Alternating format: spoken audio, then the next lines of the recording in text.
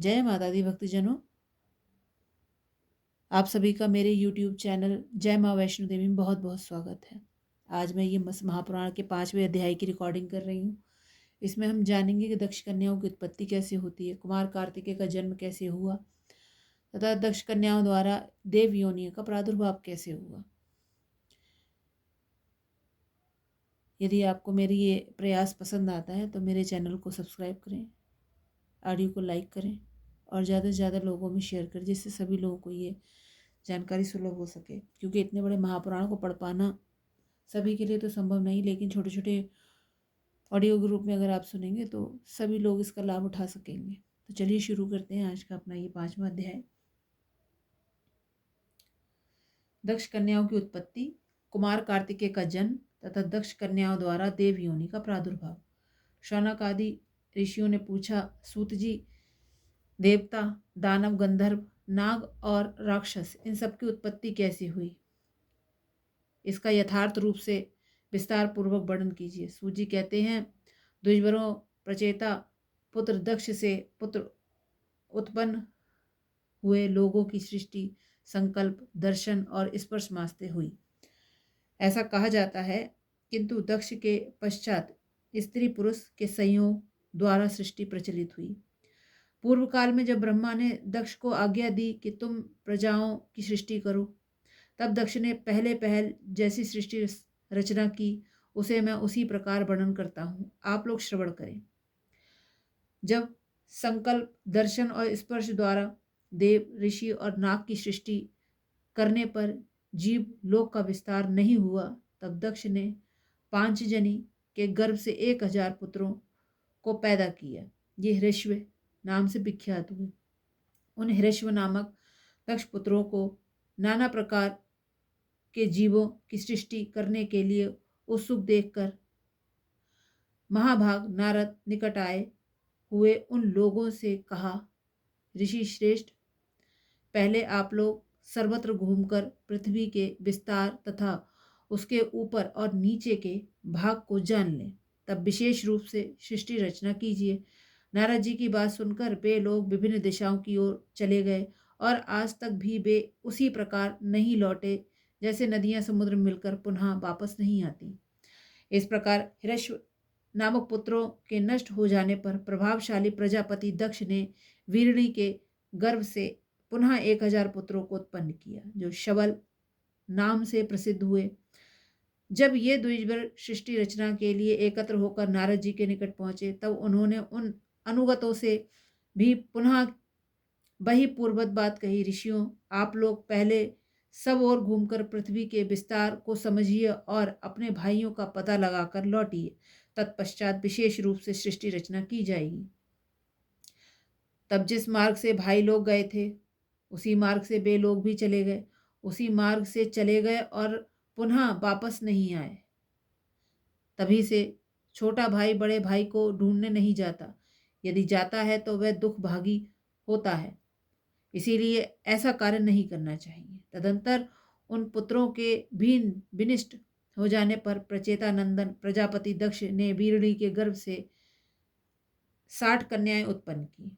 उनमें से दक्ष ने 10 धर्म को, 13 कश्यप को, 27 चंद्रमा को, 4 अरिष्टनेमि को, 2 भृगुनंदन शुक्र को, 2 बुद्धिमान कृशाश्रव को और 2 कन्याएं अंगिरा को प्रदान की।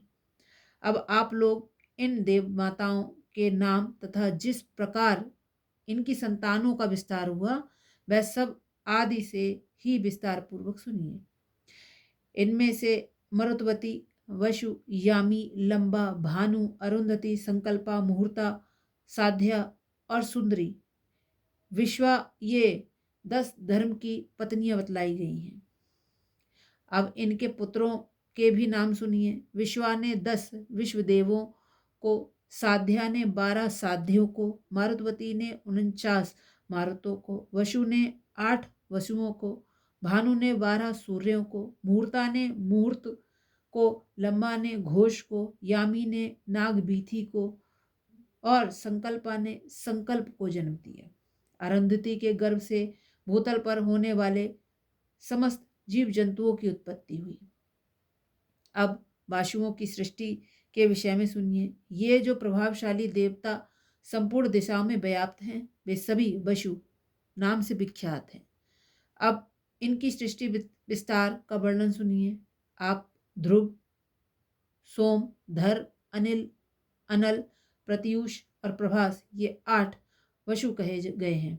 इनमें आप नामक वसु के शांत, दंड, शाम्ब, मणिवक्र नामक 4 पुत्र हुए हैं, जो सबके सब यज्ञ रक्षा के अधिकारी हैं।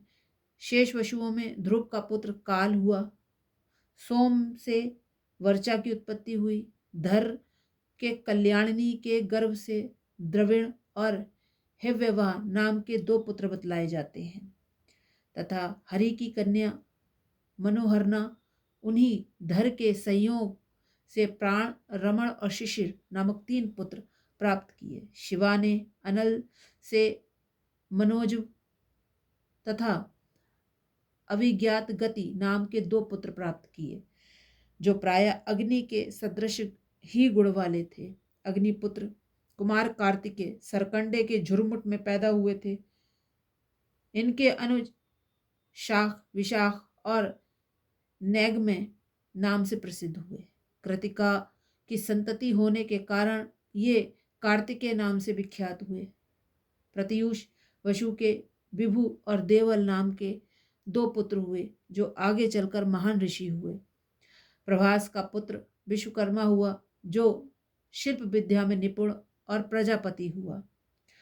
वह प्रसाद, अट्टालिका, भवन, उत्थान, प्रतिमा, आभूषण, वापी, सरोवर, बगीचा और कुएं आदि के निर्माण कार्य में देवताओं के बढ़ई रूप में विख्यात हुए।